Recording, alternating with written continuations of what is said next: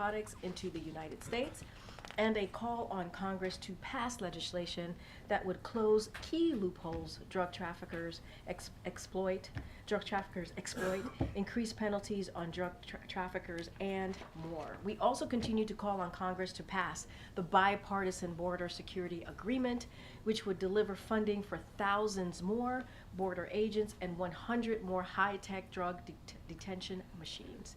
Congressional Republicans must stop putting partisan politics over American safety and national security. And today, as you can see, we have two guests joining us to speak on both domestic news and foreign developments.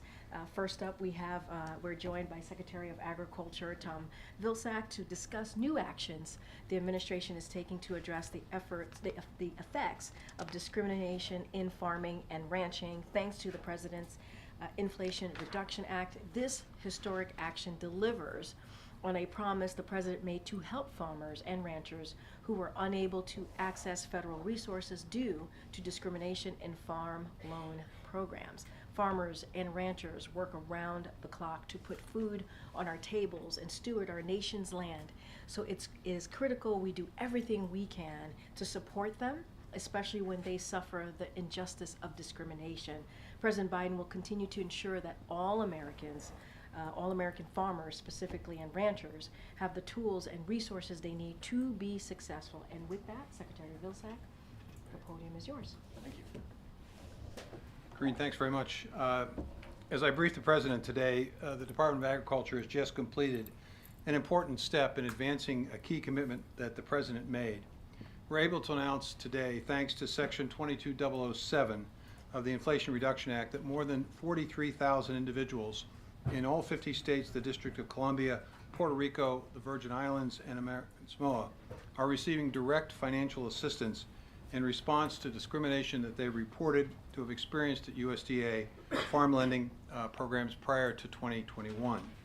This action advances a key priority of President Biden and Vice President Harris when they laid out an executive order signed on day one to advance racial equity and to support for underserved communities through the federal government.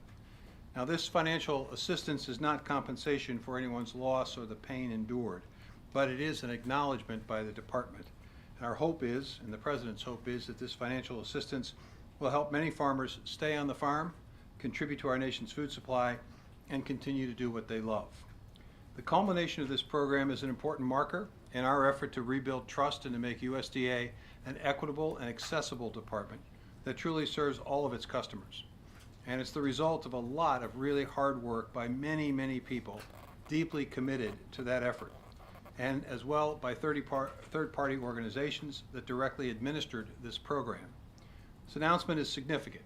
It represents USDA acknowledging and responding to reported past discrimination, such as racial, gender, or disability discrimination. I'm grateful to the individuals who took time to complete applications and in doing so relived their stories, which I know for many was not an easy task. Our priority has been getting the assistance out the door. The work will continue as we analyze the information provided, dig into details, and assess what it tells us about ways in which we can continue to break down barriers at USDA. Now, we're committed to releasing additional information about these awards as our analysis continues. This is also a milestone in connection with our implementation of the Inflation Reduction Act, which has made historic investments across dozens of USDA programs to keep farmers farming, to invest in climate-smart agriculture, and we've worked hard in ways that reach historically underserved and new and beginning farmers. We're supporting the development of a clean and more affordable energy infrastructure, and we're improving the health of our country's forests and making them more resistant to wildfires. To date, we've obligated over $12 billion of that funding, which in many cases has reached the smallest, most rural, and often most under-resourced communities.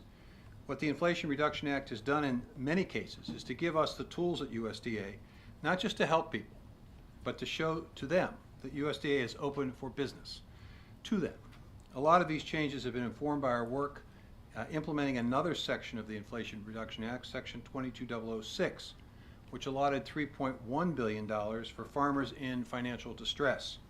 Through the 22006 program, we've been able to work directly with over 43,000 farmers as well who had loans through USDA but who were struggling to repay them, providing them some relief. Under Section 22006, in 2 years we've distributed $2.4 billion to those nearly 43,000 farmers who were in financial distress. Because of that assistance, many of them have given a second chance at farming and are now able to pass their farms down to the next generation. Our experience in implementing this section of the IRA has also informed many changes at the Farm Service Agency, where our farm loans are made. Changes at FSA under this administration have included, but not necessarily been limited to, diversifying the agency leadership and county committee membership, the ability to apply for farm loans and make loan payments online, which is new this year, a streamlined and shortened paperwork requirement, and new processes that have reduced the need for human discretion in loan decision making. While the discrimination payments of nearly $2 billion today are a look at the past, what all of this broader work boils down to is learning from that past so we can create a better future, one where everyone who wants to participate in farming and agriculture has a fair shot of doing so and continuing to do so, and that all of America's communities, regardless of how rural or remote they may be, are getting the investments they need to thrive. We're truly working to live up to our moniker, the People's Department. And with that, I'd be glad to respond to questions if there are any. Hey, Secretary Vilsack, thanks for being here. About a month ago, the USDA released a sort of comment period on climate-friendly assessment of climate-friendly policies. I realize that's not what you're here to talk about today, but it is about a month since it came out. And I want to ask you, what the comments have been, but also looking at the possibility that, in fact, former President Trump could be reelected, and how do you secure the changes that you've been able to enact and avoid them from being reversed when, if a new administration came in? Well, let me answer the question generally, without going into specifics about the election, because, as I mentioned to Karine, I don't really want to get arrested for violating the Hatch Act today. What I would say is this. The reason we asked for these comments was we want to inform the Treasury Department's guidance on the development of a new and exciting industry that this administration is fostering, which is the sustainable aviation fuel industry. It is an industry that's twice the size of the current biofuel industry, and it opens up the opportunity for many as 1 million new job opportunities in rural America. So we want to make sure that farmers and farming and ranching are able to fully participate in that process. So we asked for information about commodities and or practices that could potentially be established as having a positive climate smart benefit. Because the Treasury Department, for purposes of 45Z, a tax credit that was established under the Inflation Reduction Act, has got to make guidance by the end of the year to provide the industry an awareness of how to qualify the sustainable aviation fuel that's going to be made in the future for that tax credit, which is extremely important because it's what's going to make it cost effective to produce the fuel. So opportunities here for large new income sources for farmers, new products being produced in rural America, and continuing this administration's commitment to manufacturing in rural places. So that's why we asked for the information, and I think it's information that I hope the Treasury Department takes into consideration as it makes a very important decision. What's the timing for the 45Z clean tax bill? Well, I think the goal is to try to get this done by the end of the year. Thank you. Secretary Vilsack, you detailed many of the programs that the USDA is administering under the Inflation Reduction Act, but I'm wondering how much funding the agency has remaining from that legislation and whether you feel any pressure to spend that or disperse it before November. There's not pressure. You want to make sure that you're investing those resources wisely. I will tell you, for example, we have yet to obligate all of the renewable energy resources, and the reason we have is because we are in the process of completing an evaluation of the applications for that funding. When you talk about the transition of rural electricity from fossil fuel-based transmission and generation to more renewable sources, it's complicated. So it takes a while for us to basically analyze those contracts. I'm expecting that we will be able to make awards in that program by the end of the year, significant awards, and have a better general sense of what awards will be made in 2025 and 2026. the Inflation Reduction Act was structured so that you would be making payments and investments over a period of time. The Forest Service, for example, was given resources to invest in forest restoration and hazardous fuel buildup removal over a period of years. And so we're on track. In fact, I'd say we were probably a little bit ahead of schedule in terms of our obligations under the Inflation Reduction Act. So I'm confident that we'll meet the goals that were set by Congress, probably exceed them, and in doing so create a lot of new opportunities out there in the countryside. Congress sought to rescind some of the unspent stimulus money during negotiations over other issues, and I'm wondering if you worry that there's a possibility that unspent IRA money could get rescinded in the Well, future. that would be a serious mistake on the part of Congress to do this, because there is genuine interest. The level of applications we received under the IRA would suggest that there is interest above and beyond the amount of money that was provided by Congress. And in that circumstance, I think the message that's being sent by rural America is this is resources that we need, that we want, and we should preserve. Thank you for being here, Mr. Secretary. I think, if I'm not mistaken, earlier this week, you and the USDA announced that there were going to be about 25 separate counties, at least ones in our area, Virginia, West Virginia, Maryland, that qualified as primary natural disaster areas due to drought conditions. Clearly, we've been keeping an eye on this and keeping with the conversation about climate change. Can you give us a better understanding of where you have seen this go and what the impact has been in terms of the American investment required to help sort of accommodate these communities and where it is going? Well, I can tell you that we have a number of programs, and if you're interested in knowing all of the programs that are impacted by drought or any other disaster, we have a tool on our website, Disaster at a Glance, which will tell you, based on the criteria, whether it's a tornado or a flood or whatever it might be, what programs are available. The fact that we have that document would suggest that we are aware of the fact that there's an ever-increasing number and intensity of these events, and they are, in some cases, horrific, and they are extraordinarily expensive because they impact not only the ability to make a living for farmers, ranchers, and producers and forested landowners, but it also results in devastations of homes and businesses. We're now seeing floods that are supposed to be 100-year floods occurring every 6 months. We're seeing droughts that are supposed to last for a year, lasting for multiple years, in fact, over a decade. We're seeing tornadoes that are just incredibly powerful. I didn't know what a derecho was until a couple of years ago, so the fact that we have things that I've never heard of in my life now coming up on a regular basis in the Midwest tells you that there's something going on here, which is why it's important for this administration and for future administrations to continue to invest in climate-smart practices.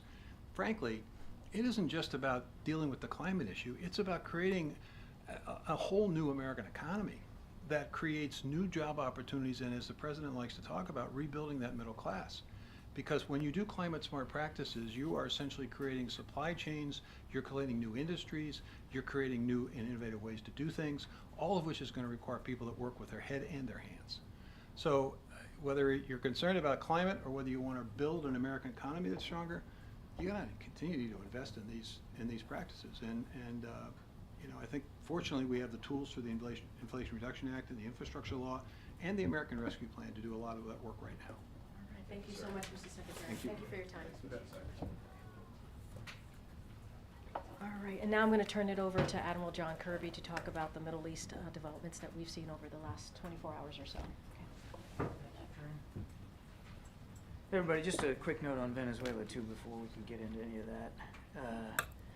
I want to note that our patience and that of the international community is running out. It's running out on waiting for the Venezuelan electoral authorities to come clean and release the full detailed data on this election so that everyone can see the results. You may have seen the Carter Center, an independent observer, just earlier this morning released a report stating that, quote, Venezuela's 2024 presidential election did not meet international standards of electoral integrity and cannot be considered democratic. They concluded that the, quote, electoral authorities' failure to announce disaggregated results by polling station constitutes a serious breach of electoral principles. We share those concerns. Matter of fact, this afternoon, the Organization of American States Permanent Council is going to hold a meeting to address the results of the electoral process in Venezuela. I'm not going to get ahead of that meeting, of course. I would simply reiterate that the United States joins other democracies in the region and actually around the world, in expressing serious concerns about these subversions of democratic norms. Now, as you all know, the Venezuelan people have taken to the streets to demand that their votes be counted. You can't very well blame them for that. We have serious concerns about the reports of casualties, violence, and arrests, including the arrest warrants that Maduro and his representatives issued today for opposition leaders. We condemn political violence and repression of any kind, and our hearts, of course, go out to all the families that have lost a loved one or are facing injuries they got to try to recover from. Alongside the international community, we're watching, and we're going to respond accordingly. Now, as Karine alluded to, I know that you're all interested a whole heck of a lot in events that occurred in the last 24, 48 hours in Iran and Lebanon. I want to manage expectations here and let you know that there's going to be a significant limit as to the operational detail or anything else that I can talk about today. So I just, as that as precursor, I just want to let you know I'm happy to take the questions. I don't know that you're going to like all the answers. Well, with our expectations tempered, can you talk about whether the United States had any previous knowledge of the assassination beforehand? No. Again, I'm not in a position to. Just want to. No, you can't say that we had knowledge, or no, we had no knowledge. Well, you throw your voice pretty well all the way to the back of the room. You just need a puppet. Let me just clarify here. I'm not in a position to confirm the reports coming out of Tehran. I've seen the statement that Hamas put out. I can't confirm or verify. We have no independent confirmation. But I can state that I also have no conversations around that reporting that I could speak to today.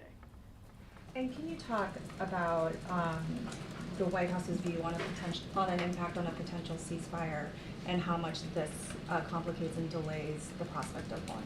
It's always been a complicated process. I mean, my goodness, how many times have we talked about it in the last few months and even in just the last few weeks?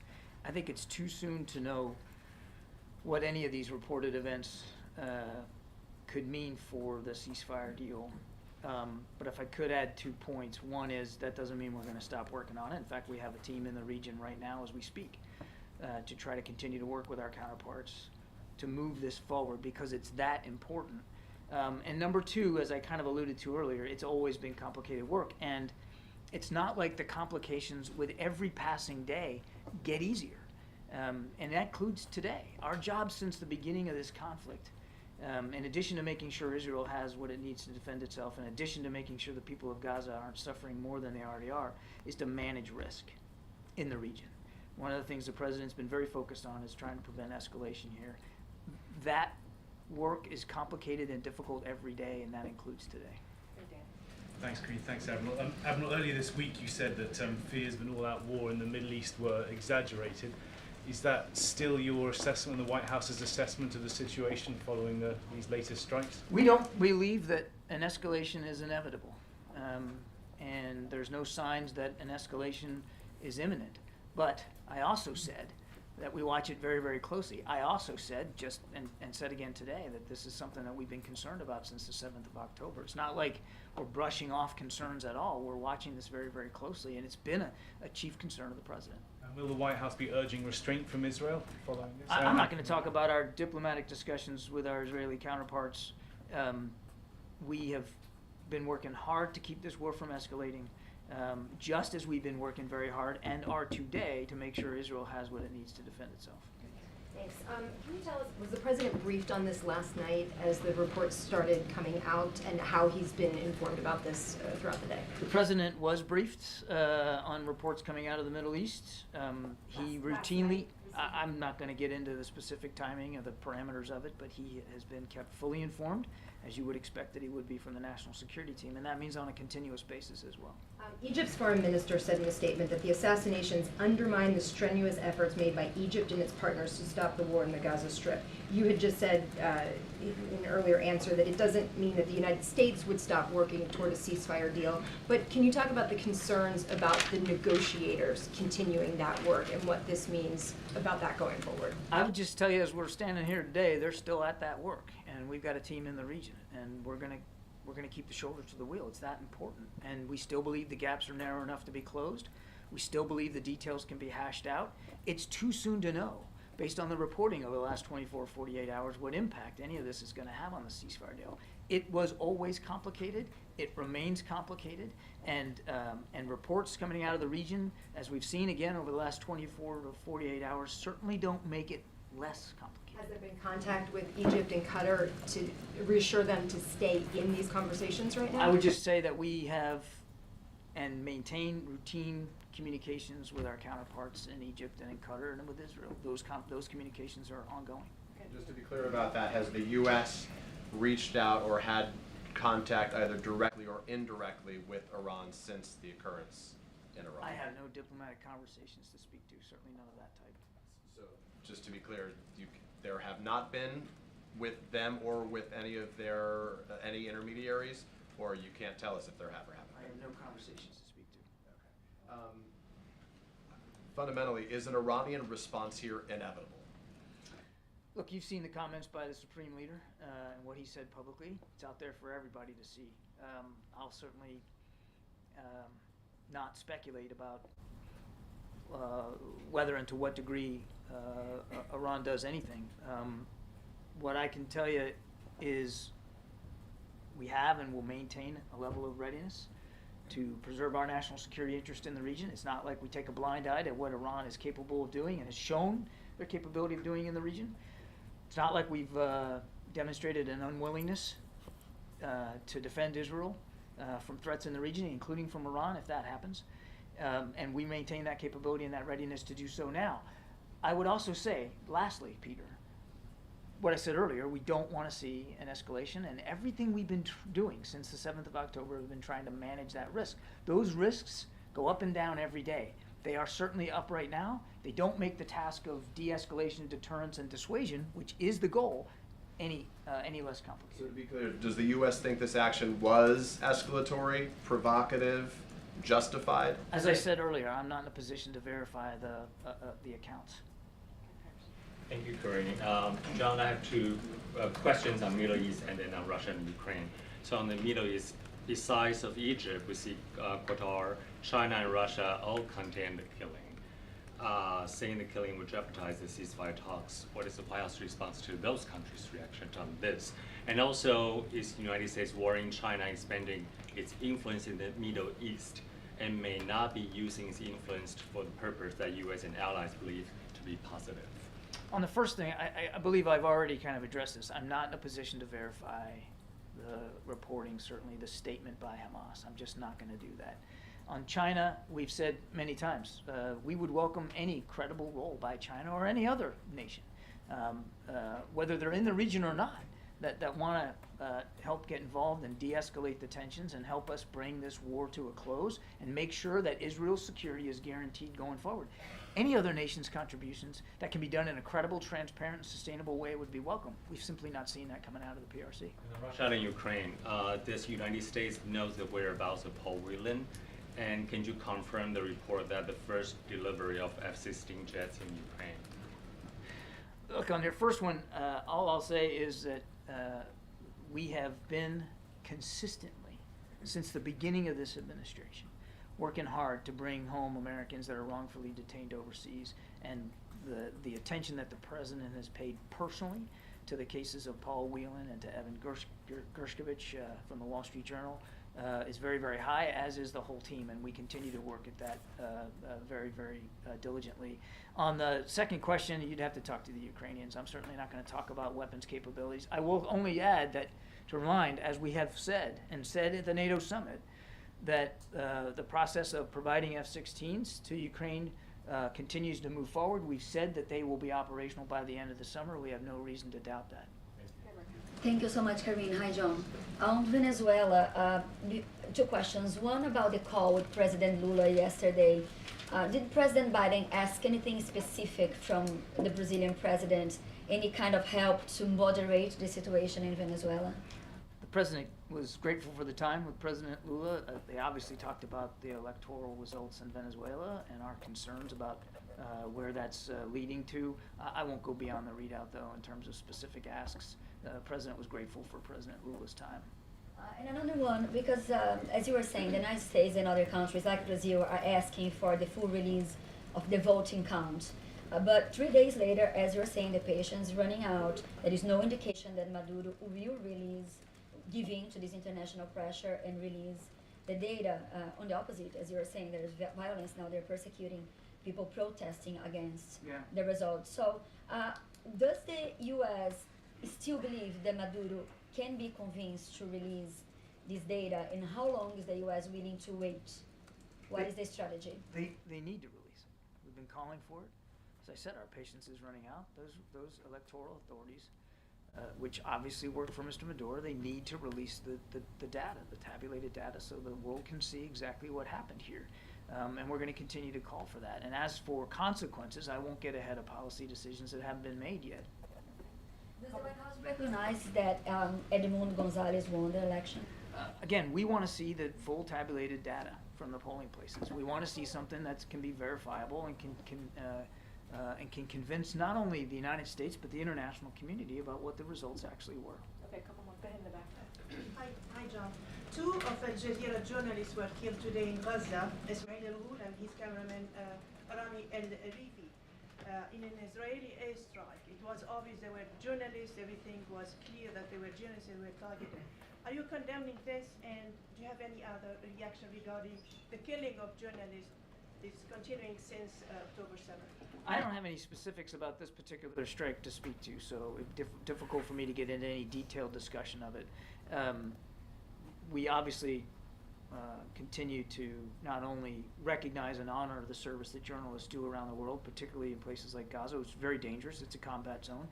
We know that takes a special kind of bravery for a journalist to go on the ground in a place like that, and we want to make sure, as I think Karine has mentioned herself in just the last day or so, that press freedoms are observed and recognized and respected, and that reporters are allowed to do their job, and that includes covering the war in Gaza. But I just don't have any detail on this particular strike to be able to characterize it one way or the other. Obviously, our hearts go out to the families and all those who are touched and affected by this terrible loss. John, I know we've talked about what you've said before about the temperature going down, but Secretary Austin also spoke about this and said that the sense was that the temperature was going down in the Middle East. So can you say to what extent this doesn't help. Was a surprise? Like, was These the U.S. reports caught over off the guard? these reports over the last 48 hours certainly don't help with the temperature going down. I'm not going to be Pollyannish about it. We're obviously concerned about escalation. And again, without confirming the reports over the last 24 in terms of Tehran, certainly the IDF has already spoken to operations that they've conducted elsewhere. All of this adds to the complicated nature of what we're trying to get done. And what we're trying to get done is a ceasefire deal that can get you 6 weeks in phase 1, get a lot of hostages, the most at-risk, out of there and home with their families, and get some more humanitarian assistance in there. I know I keep coming back to that, but it's important that we do keep coming back to that, because that's what we're really trying to drive at. And if we can get to phase 1, by God, we can maybe get to phase 2. And if you can get to phase 2, maybe you can get a cessation of hostilities. When you have events, dramatic events, violent events, caused by whatever actors, it certainly doesn't make the task of achieving that outcome any easier. But, who is Israel supposed to negotiate with if the leader of Hamas is dead? Again, I can't confirm the reports coming out of Tehran or Hamas's statements. We still believe there's a viable process. We still believe there's interested counterparts. And we still believe that there are meetings and discussions to be had. We wouldn't have a team over there right now if we didn't believe that it was possible to try to gather together and push this forward. Thank you. Follow up on her question. What is the U.S. strategy for Venezuela if Maduro still be considered a winner? Is the U.S. planning to impose more sanctions, or what It's is a terrific hypothetical question that I'm not going to answer. I would simply say that we'll reserve our rights and our abilities in terms of consequences one way or another based on what we see coming out of the electoral authorities in Venezuela. It's in their interest too to be fully transparent and credible about what happened on Sunday. So we'll see where this goes. If he considered to be the winner, what the U.S. planning to do? Let's see the results. Let's see the results. Good, Andrew, and then John, I have two questions for you. You said there's a team in the region from the U.S. You've said there are interested counterparts to speak to. Who are they, and why would they show up to these talks, given that the guy who was heading the talks for Hamas is now dead? What reason do they have to poke their heads up above ground? And then I have a second one. As I also said, it's too soon to know what these reports are going to mean for the ceasefire deal. What we do know is we have a team in the region. What we do know is we want to keep having these conversations, and we believe they're still worth having. We also haven't seen any indications at 2:07 on Wednesday afternoon here, the 31st of July, that the process has been completely torpedoed and it ain't worth pursuing. So we're going to keep pursuing it. So, on the process being torpedoed completely or otherwise, my colleagues and I have spoken to family members of hostages who are still being held, and the view among many of them is that Netanyahu and his government do not want to deal, and Netanyahu in particular does not want to deal because if there is a deal and the war ends, his government collapses and he possibly continues on trial for corruption and goes to prison. Does the president still believe that the prime minister is acting in good faith here? Based on the constructive conversations that we had with the prime minister last week, we still believe that this is a worthy endeavor. We still believe that the gaps can be narrowed, the details can be fleshed out, and a deal can be had. Now again, it's too soon to know what these recent events over the last 24, 48 hours are going to do to the process. I don't want to sound overly sanguine here, but we still believe the deal on the table is worth pursuing, and the hostages need to come home, and we're not going to stop trying to work on that. Those conversations, all of them took place before the events of the last few days. Is the president open to changing his view based on what has happened? I mean, I've never known President Biden to ever not be willing to look at things with a fresh set of eyes. And as I said earlier, it's just too soon to know, with the reports coming out of the region, what kind of impact there's going to be on the ceasefire deal. What I can tell you he hasn't changed his mind on is that we want to get the deal, that we want to pursue it, that the deal on the table is a good one. Both sides ought to accept it. They ought to sit down in earnest and hash through these details that have to be fleshed out and close the gaps that we believe can be closed, and let's move forward. Let's get phase one in place. He hasn't changed his mind on that, not at all. Thank you so much, Admiral. Appreciate it. Okay. Just have one thing at the top. So I wanted to mention that the President and the First Lady and the entire administration are proudly cheering on Team USA. The women of USA Gymnastics brought home a gold medal with an unbelievable performance, and Simone Biles now has more Olympic medals than any U.S. gymnast in history. And the U.S. men's gymnastics team brought home their first medal in 16 years. But it's not just our gymnasts that are winning big. The U.S. swim team have scored gold in 2 contests, and the women's rugby team won their first ever Olympic medal with an incredible win. From tennis, soccer, and basketball to fencing, track, and volleyball, our nation's athletes are making us all proud. Our athletes are, as the president said, the big reason so many of us believe we can do big things. And not to brag too much, but USA is also currently leading the Olympic Games with the most medals. As the First Lady said ahead of the opening ceremony, and I quote, "Our athletes carry more than just our flag. They carry our nation's heart and our hopes with them too." So we wish the team, the Team USA, all of them, good luck as they continue to make us proud. We are especially excited to see the women's soccer team and the men's basketball team in action today. I'm wearing my Olympic Team USA gear, so go Team USA. But we wanted to lift them up from the briefing room today. hopefully you guys didn't mind. Go ahead. I know you typically don't discuss the lunches between the president and the vice president, but since we're kind of in a unique time, do you have any sort of details or color or what the president planned to talk about with her? So again, I just want to be, you're right, we are in a different time, and I get the question, always are very respectful of the president and the vice president's private conversations, and obviously they do regularly meet. And whether it's for a lunch or meetings about the national security, and they do that regularly, whether even White House events and just much more. They have stayed in touch regularly over the past couple weeks, couple weeks, but they do that normally as well, so it's nothing new there. But I don't want to get into their private discussion. As you know, the president is incredibly proud of the vice president and what she has been able to accomplish, their partnership together, and is going to continue to support her. And I know you've said that we would continue to see President Biden at work on the job, but he's had a lot of things on his calendar just today that were all closed press. Some of them seem like things we would have seen at least at the top of the meeting. So is that going to be the standard operating procedure going forward? No, it's not. I can tell you right now, you could expect to see from him and hear him tomorrow, the president, or later this week, I should say, to be more specific, but tomorrow's already Thursday. But you'll hear from him later this week. I promise you that.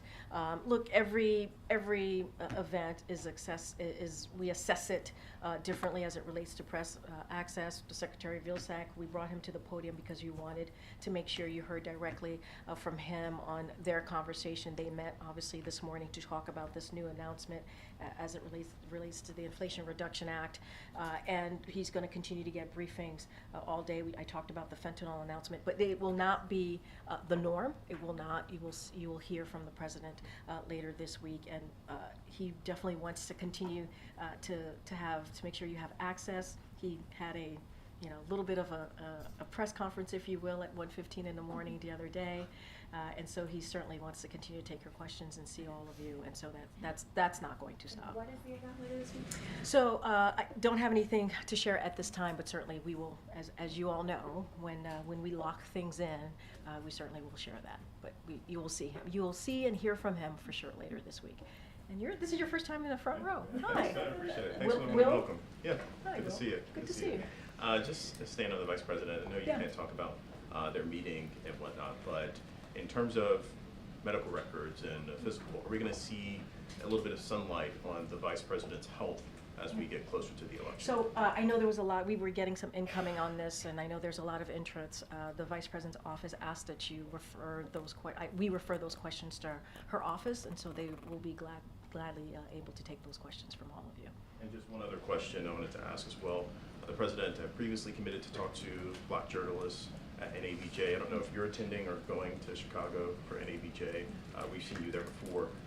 He's no longer a candidate, and there's some back and forth between the Harris campaign and NABJ. But does the President have a message for those Black journalists there at the conference? So April Ryan asked me a question about this yesterday, and look, when it comes to Black journalists, we want to make sure, and obviously in all Americans, including Black journalists, that we have an opportunity, and obviously talking to Black journalists is obviously talking to the community, and so it's important that we do interviews as we've normally done with Black-owned publications, and we have done that from the President to the Vice President to myself to other senior members of his team, because we understand how important to have that kind of entry point into the community, and so that is something that we have been very proud of doing the past 3.5 years, and we will certainly continue to do that. As it relates to NABJ, that it was a campaign decision, so I would have to obviously refer you to the campaign.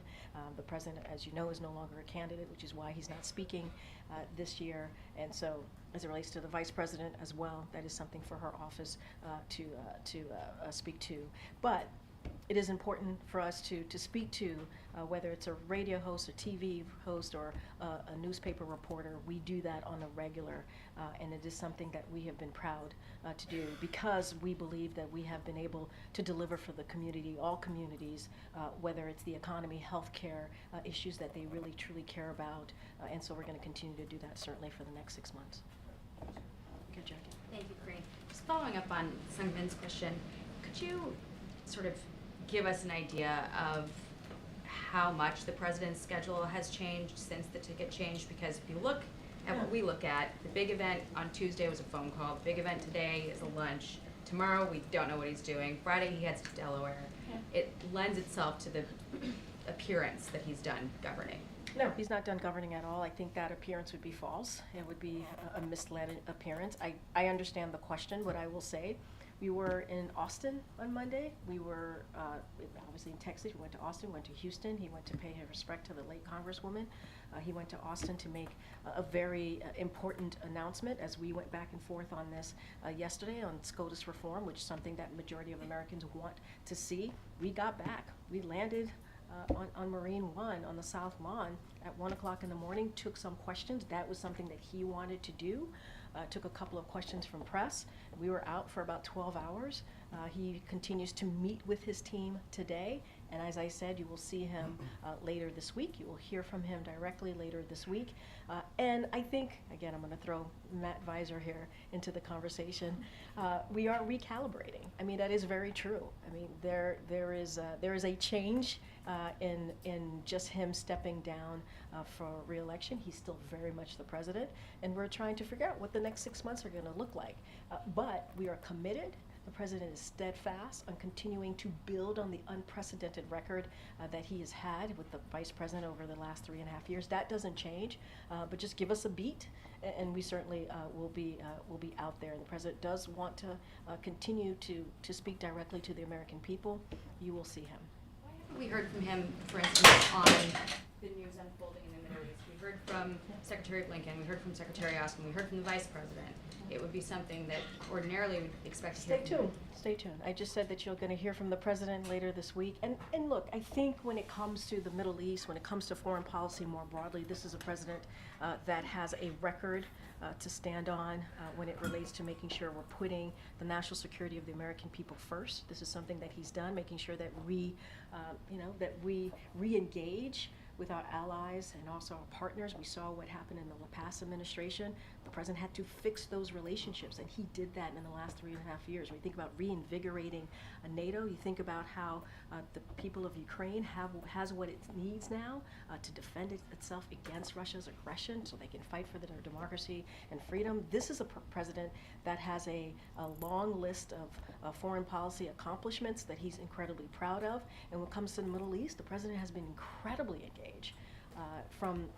Certainly from day one of what we have been seeing the developments there over the past just under a year. But he's going to continue to do that. You're going to continue to hear from him. That will not change. So on the potential comment from the president of the Middle East, can you say anything more about what the venue would be? And then I'm just I just said you'll continue to hear from him, and I said you'll see him certainly later this week. That's what I can speak to. So next week, Vice President Harris is going to Detroit. The UAW has just endorsed her ahead of a rally that'll be taking place in Detroit. The administration began work on an Islamophobia strategy last year. Do you have any kind of an update for us on what's going on with that? Like, when are we seeing results? This, next week might be a good opportunity to sort of give an update on that, especially since Vice President Harris will be speaking then, in a community where there are a lot of Muslims and a lot of people who've been very concerned, particularly about Gaza. So that I have to be careful on that because it's a campaign event, so I can't speak to what exactly she's going to be doing. You just mentioned the endorsement, so that's certainly for the campaign to speak to. But as you asked me about the strategy that we have put forward, look, the strategy that we've put forward on anti-Semitism, anti-Islamophobia is the first of its kind. We are taking that incredibly seriously, and we wanted to put together an all-of-government effort to make sure that to make sure that Americans here feel safe, and to know that this administration is certainly taking awareness and doing everything that we can from an all-government approach to deal with this, whether it's through the Department of Education, Homeland Security, and Department of Justice. This is an issue that is incredibly important, and we are going to continue to condemn any type of hatred against any community. That is something that we believe that there's no place in this nation for any type of violence. And so the president continues to be steadfast on this, continue to speak on this. I don't have an update on any of this at this time, but we have throughout the past year or so announced new actions. We'll certainly continue to do that, but as for today or even next week, don't have anything specifically to point out to you. I just want to follow up on that. The president has met, obviously, with various people who are interested in this issue and the unfolding, just the violence in the Middle East, with the escalation that we've seen, with the concerns about an all-out war rising now, the risks that John just outlined too. Is the president intending to carry out any further outreach, or is the White House planning further outreach to affected communities? So we are in regular touch. We have, as you know, we have the White House Office of Public Engagement, Intergovernmental Affairs here, and they are in regular touch with communities out there. And we understand that communities are fearful. They're feeling some pain here, and we get that. And that's why, as an administration, we're trying to address the rise of reported anti-Semitism, the rise of reported and what we have seen Islamophobic incidents. And we're talking about, sadly, at schools, right? We're talking about at college campuses and in communities. And so this is something that we take very seriously. As you know, not too long ago, we did make some new announcements on actions that we were taking here in the administration. And so we're going to continue to work towards that. And to your question, we are in regular touch with communities, hearing them out, hearing also how can we be helpful, anything that they want to share with us that would be helpful to us, and how we continue to provide assistance and come up with actions that's going to be helpful to them. I mean, we've announced more than 100 new actions in the past year to deal with this type of hate, and so we're taking this very seriously, and it's an all of government approach here. Okay. Thank you, Karine. You said that with each event the president does, there's a discussion about whether to open it up to press and in what way. I'm just wondering if you could elaborate a little bit on the rationale behind not showing the president on 2 days where the vice president now has public events of her own. Is there a desire to not have the president out there publicly while she's campaigning? I mean, look, I'm not gonna get into I'm not gonna get into the campaign specifics here.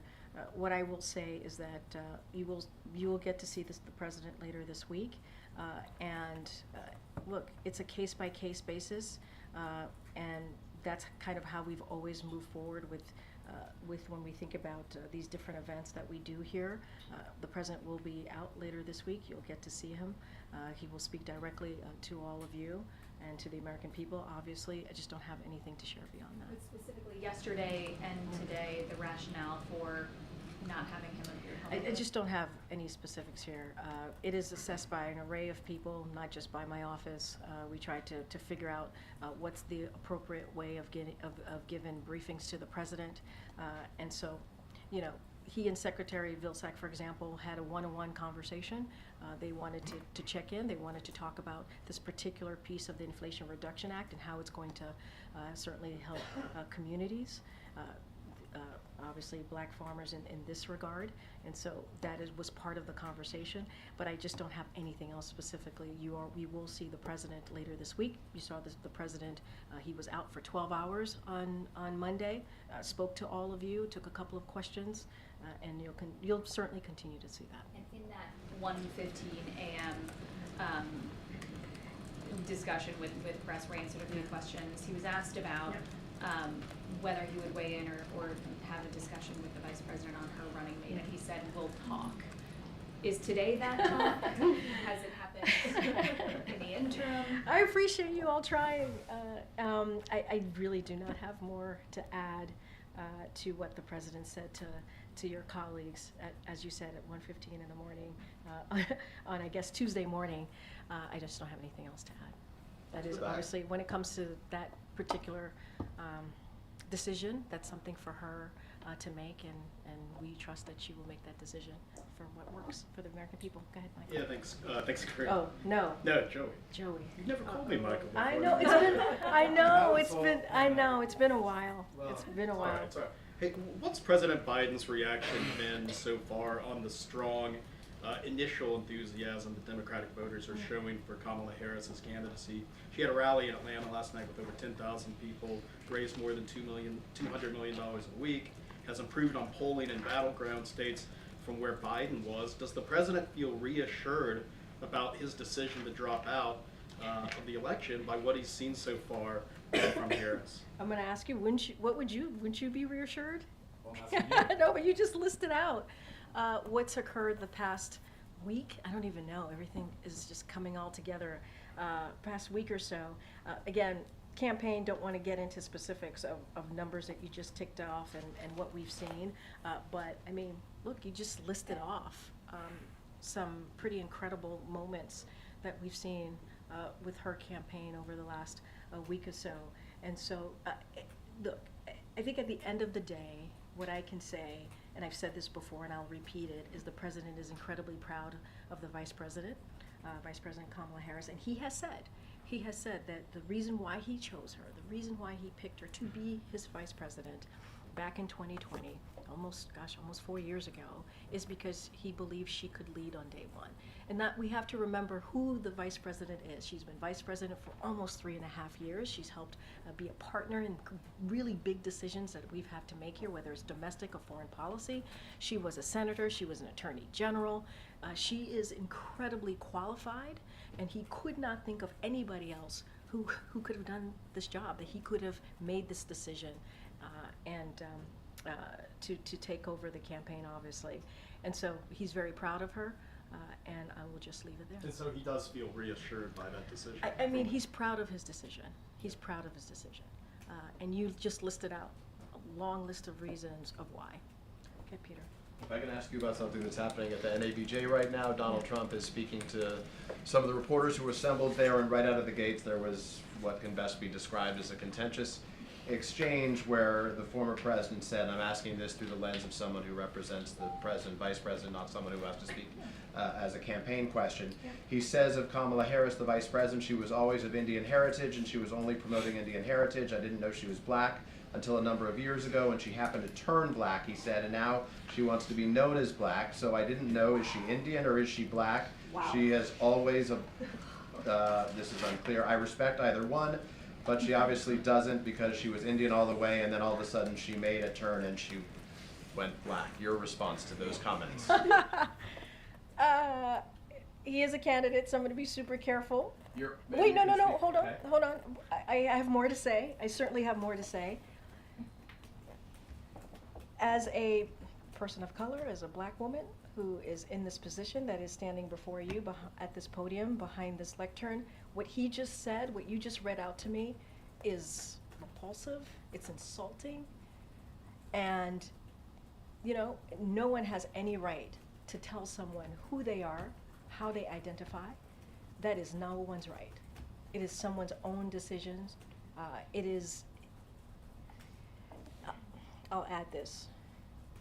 Only she can speak to her experience. Only she can speak to what it's like. She's the only person that can do that.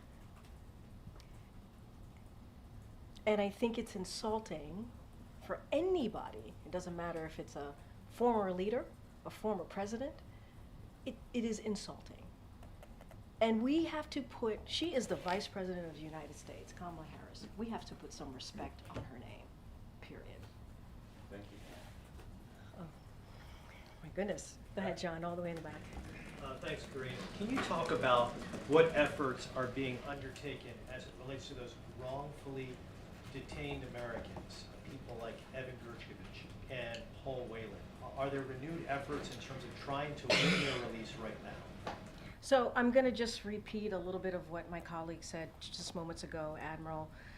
the Admiral. And look, what he said was spot on, which is this is a president that has made it a priority to get home wrongfully detained Americans back to their families, back to their loved ones.